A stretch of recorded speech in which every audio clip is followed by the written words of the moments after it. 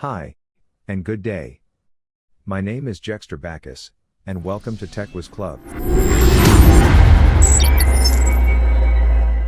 where tech magic happens.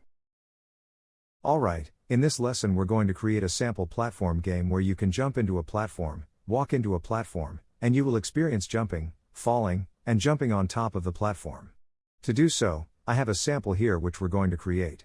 As you can see, our character is moving left and right and can also jump onto the platform.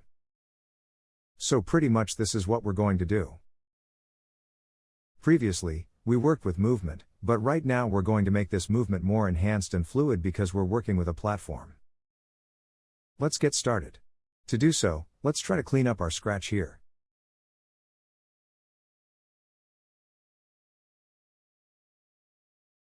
Before we start coding, let's set up the platform first. In Scratch, a platform usually refers to a surface or ground that a character, sprite, can stand on, walk on, or interact with. It's commonly used in platformer games where a player-controlled sprite moves and jumps between different platforms. To begin, Step 1, import a platform sprite to our Game 1. Open the Sprites panel. 2. Click Upload Sprite. 3. In our Project folder, go to Assets, Sprites, Environment, Props, and select Platform Long.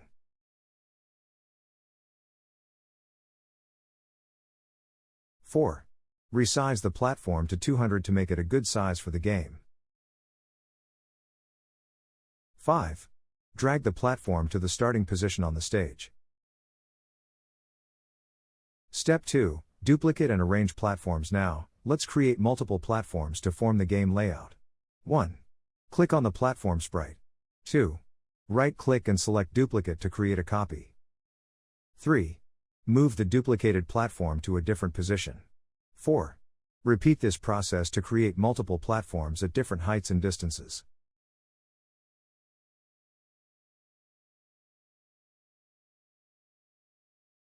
Five. Arrange some platforms in a way that allows the player to jump from one to another.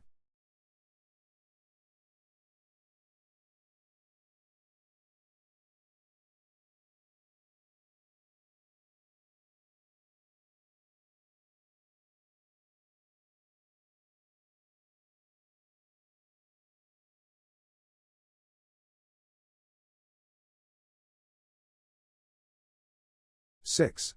Make sure the platforms are evenly spaced so they are accessible.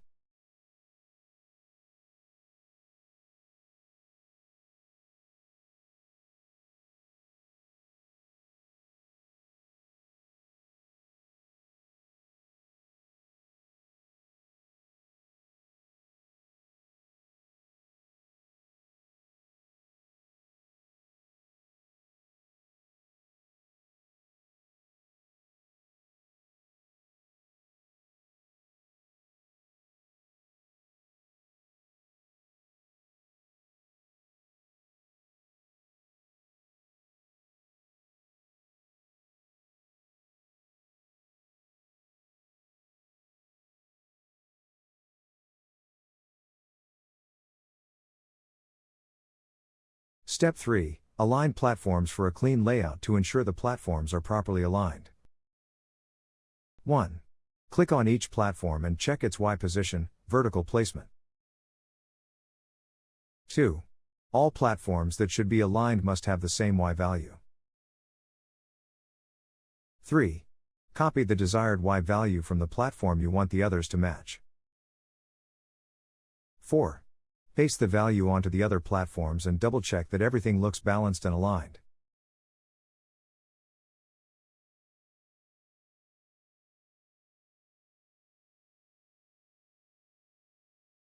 Step 4. Final touches.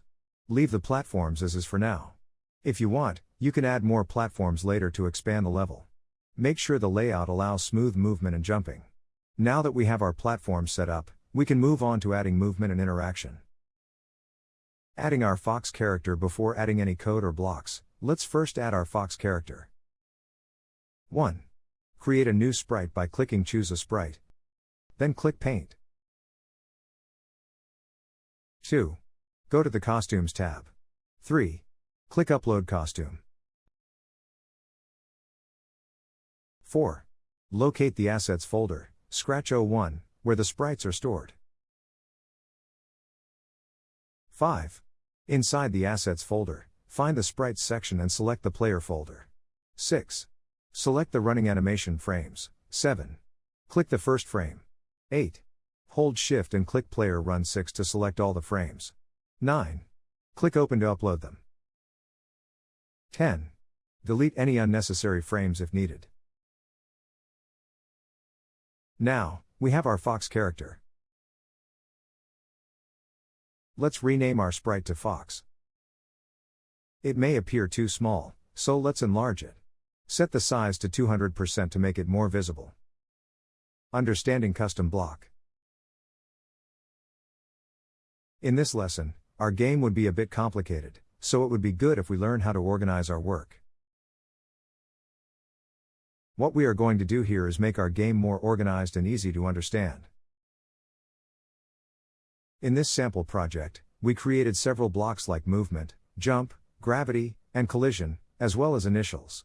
Instead of dumping all the codes under the when green flag clicked block, we made it into blocks so everything is neat and easy to understand since we have movement, jump, gravity, collision.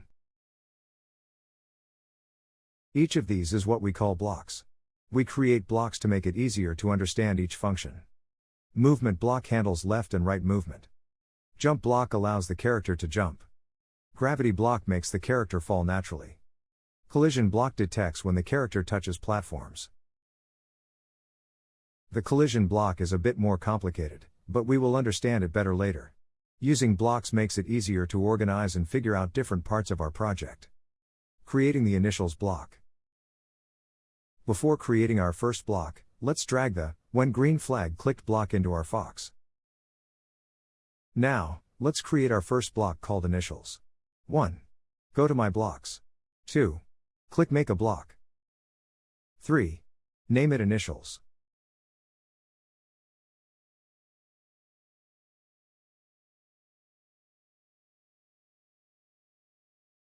4. Click OK.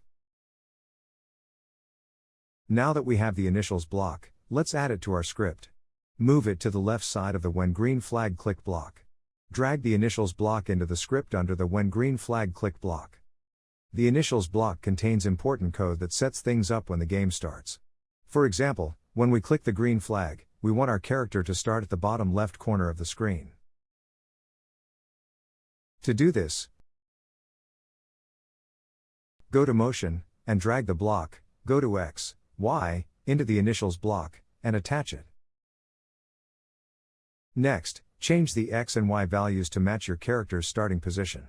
In this case, set X to -213 and Y to -117. Now, if you move your Fox sprite anywhere on the screen and click the green flag, it will always return to its correct starting position. That's the great thing about using blocks. Any setup steps we need can go inside the initials block, keeping our code clean and easy to manage. Now that we've set up the starting position, it's time to add movement. Let's create a way for our character to move left and right using the keyboard. Step 1, go to Control, and add a forever loop. First, we need a forever loop. This loop will keep running, constantly checking what happens in our code. That way, the game can always respond when we press a key. Our initials block should stay at the top, and the forever loop will go below it to check for movement. Step 2, go to My Blocks, and create a movement block. To organize our code, let's create a new block called Movement. Make sure to capitalize the M. This block will handle our left and right movement.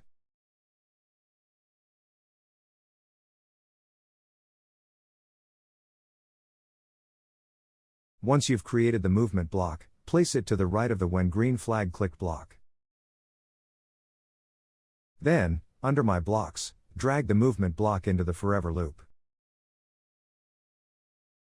Step 3, detecting key presses. Now, we need to check if the player presses A or D to move left or right. To do this, 1. Go to Control and drag a block. if, into the movement block. 2. Go to sensing and find the block, key, space, pressed. 3. Place it inside the if block and change it to A, for moving left. 4. Do the same thing again.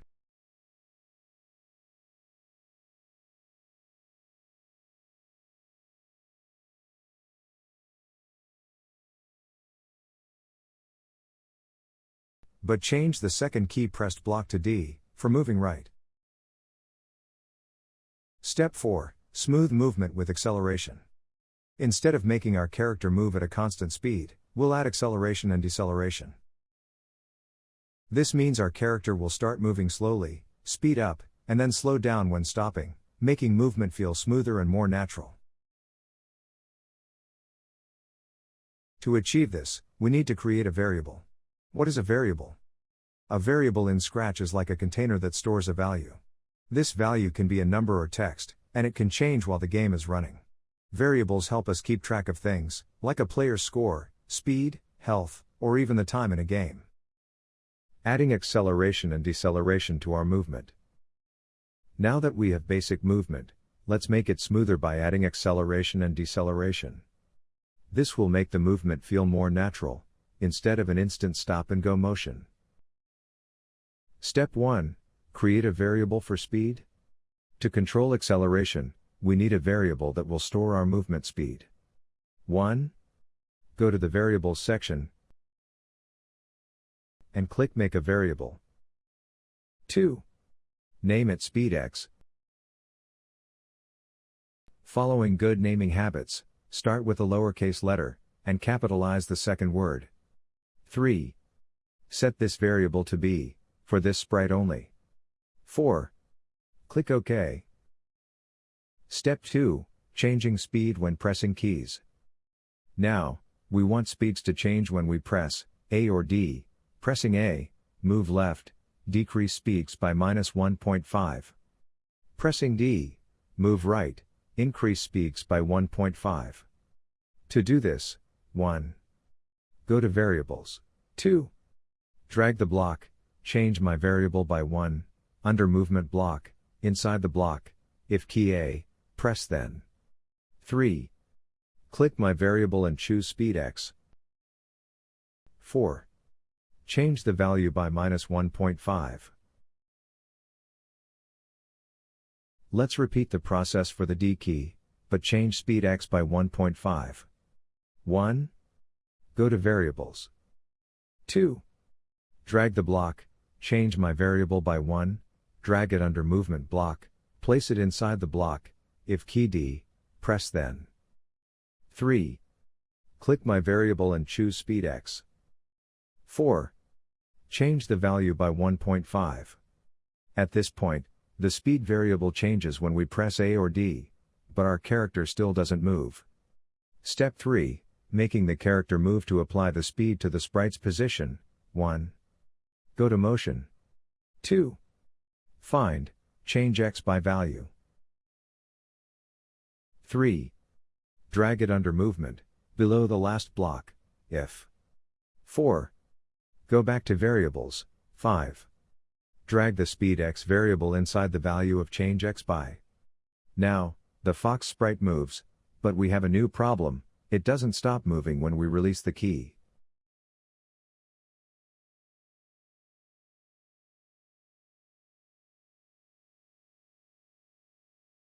Step 4. Adding deceleration. To fix this, we need to gradually slow down the speed when we're not pressing a key. 1. Go to Variables. 2. Drag, set variable to value.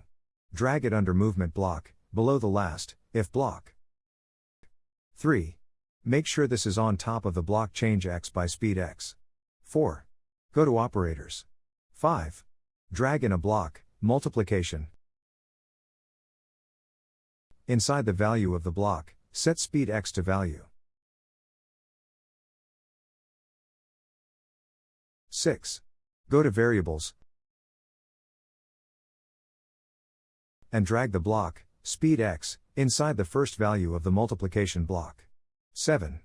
Change the second value of multiplication by 0.8 to multiply the value of speed x. 8. Don't forget to change the drop-down value of the block, set variable to speed x. Change it to speed x.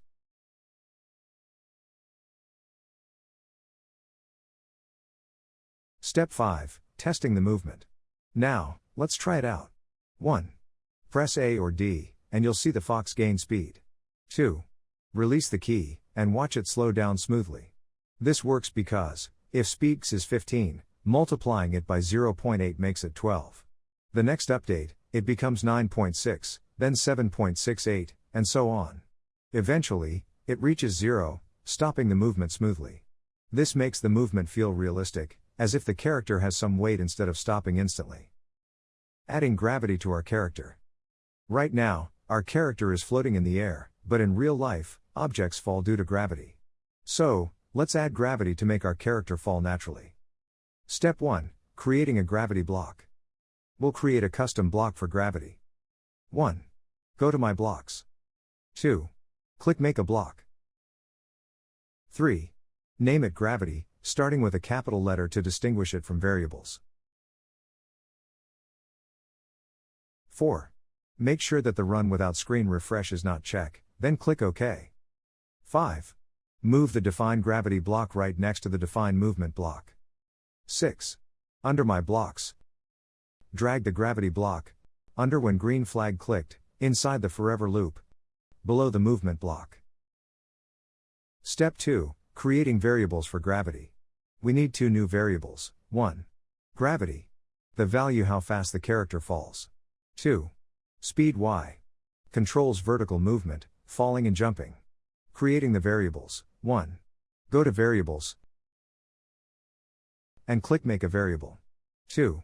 Name the first variable gravity, lowercase g, to follow good naming habits. 3. Set it to for all sprites, since gravity applies to all characters. 4. Click OK. Let's create the next variable, speed y. 1. Go to Variables, and click Make a Variable. 2. Name this variable speed y, lowercase s, to follow good naming habits, and capital Y for the first letter of the second word. 3. Set it to for this sprite only, since each sprite might have its own vertical speed. 4. Click OK. Step 3. Setting initial values at the start of the game. We need to reset some variables. 1. Go to the Variables. 2. Drag the block, Set Variable to Value, and place it under the Define Initials block. Right below the block, go to X and Y. 3. Click the drop-down menu in the Set block, select Gravity, and set its value to -1. 4. Drag another block, Set Variable to Value, and place it below the previous one. 5. Change the drop-down to Speed Y and set its value to 0. 6. Repeat the process for Speed X, also setting its value to 0.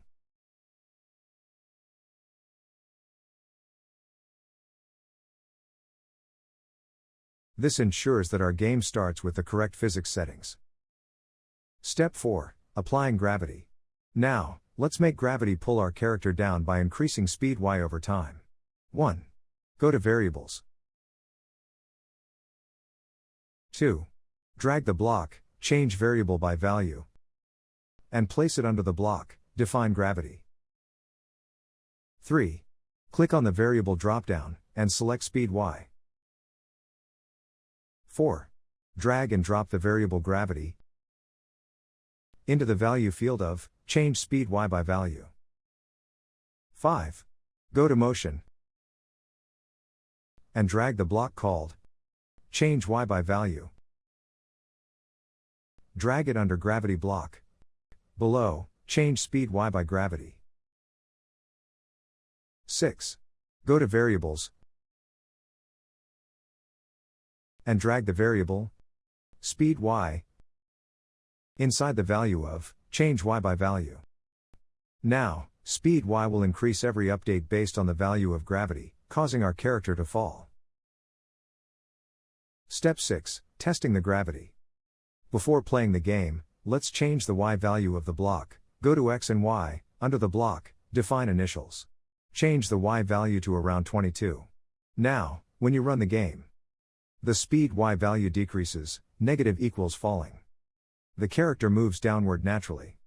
Right now, the character keeps falling forever because we haven't added ground collision yet. The next step would be to detect when the character touches the ground and reset speed y to 0. We will learn how to set up collision detection in Scratch. Collision detection helps our character know when it is touching a platform, so it doesn't fall through. We will create a special block for collision and use sensing to detect platforms. Step 1. Creating a collision block. 1. Click on My Blocks. 2. Click Make a block, then name it Collision, with a capital C. 3. Click on Options and check the box Run without screen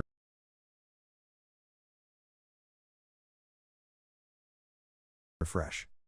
4. Add an input, and name it, Steps, all lowercase. 5. Click OK. 6.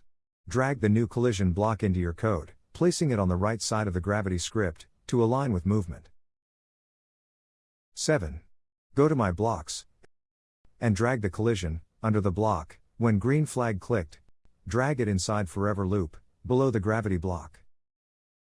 Step 2. Setting up collision detection. 1. Go to Control, and drag a block, if, into your collision script. 2. Go to Sensing,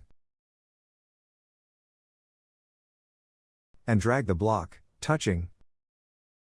Drag it under the Define Collision block, inside the If condition. 3. Click the drop-down of the touching block, and select Platform Long. 4. Go to Control, and add a block, Stop All, inside the If statement. 5. Click the green flag to test. If the sprite touches the platform, the game stops.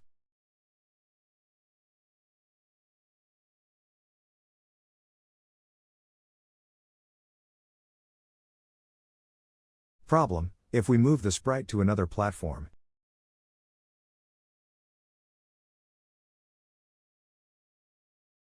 it might fall through. We would need many if statements for each platform. To simplify this, we will paint a collision layer.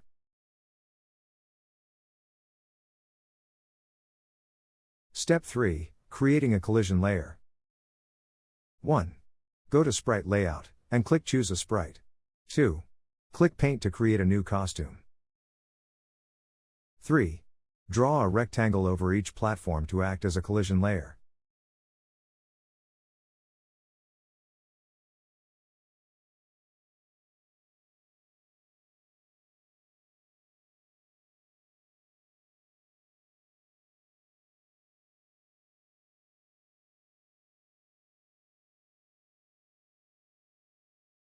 Four. Click the Fill tool and switch off the fill color. 5. Adjust the rectangles to fit each platform correctly.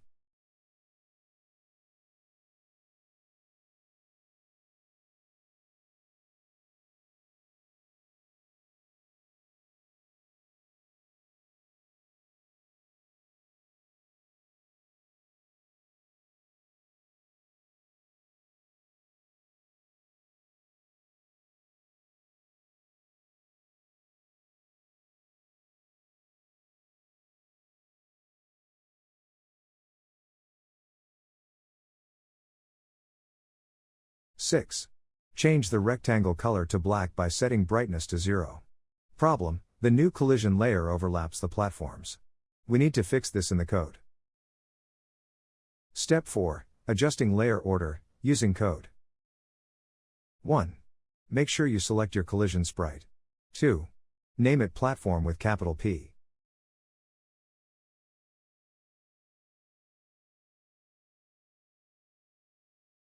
3. Go to Events, and drag the block, when green flag clicked. 4. Under Looks, drag Go to Front Layer, and connect it to the block, when green flag clicked. 5. Click the dropdown of, go to front layer, and change it to, back. 6. Drag the block, set color effect to value, drag it below the block, go to back layer. 7.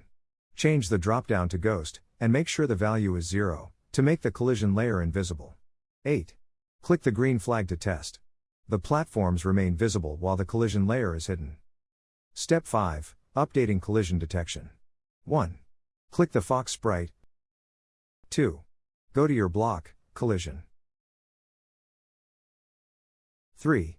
In the if statement, change touching, from platform long, to platform.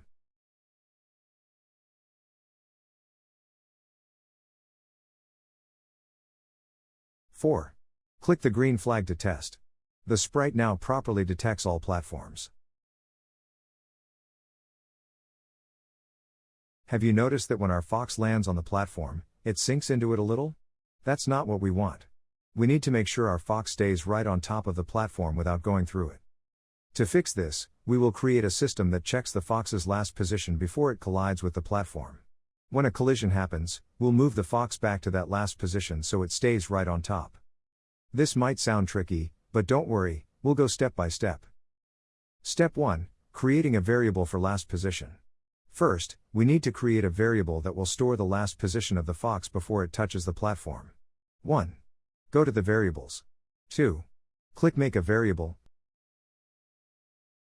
and name it, last position. 3. Make sure it is for this sprite only, so it only affects the fox. 4. Click OK, to create the variable. Great. Now we have a variable that will remember the fox's last Y position. Step 2. Repeatedly storing the last position. We need to keep updating the last position of the fox so that we know where it was right before touching the platform. 1. Disconnect and drag down the block, if, from the collision block for now. 2. Go to Control, and drag the block, repeat, 10 times, drag it under the block, define collision steps. 3.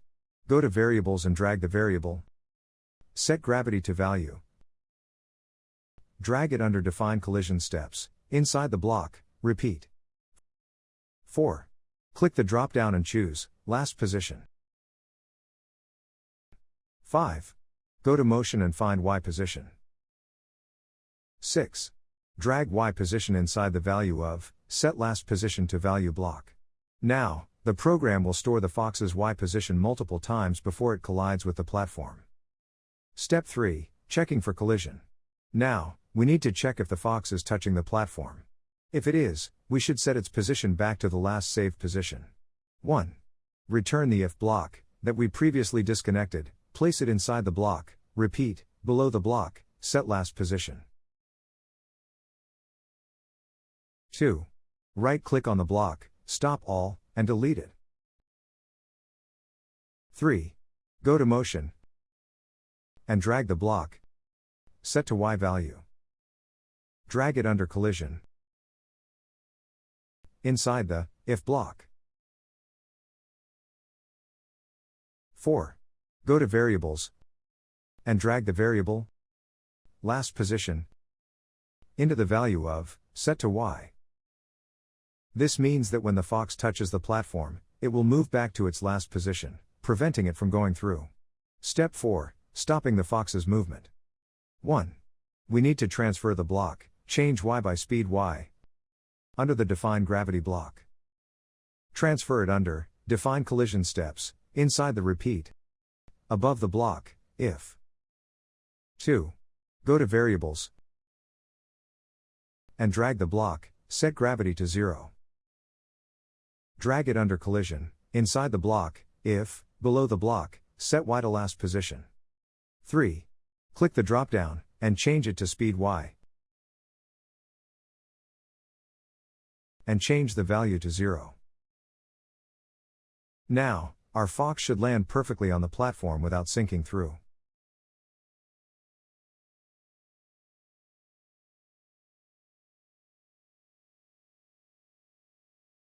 It looks like we've covered a lot in our lesson today. Next time, we'll continue building on this by making sure the fox falls smoothly instead of rapidly. We'll also add jumping, wall collisions, and something for the player to collect to earn points.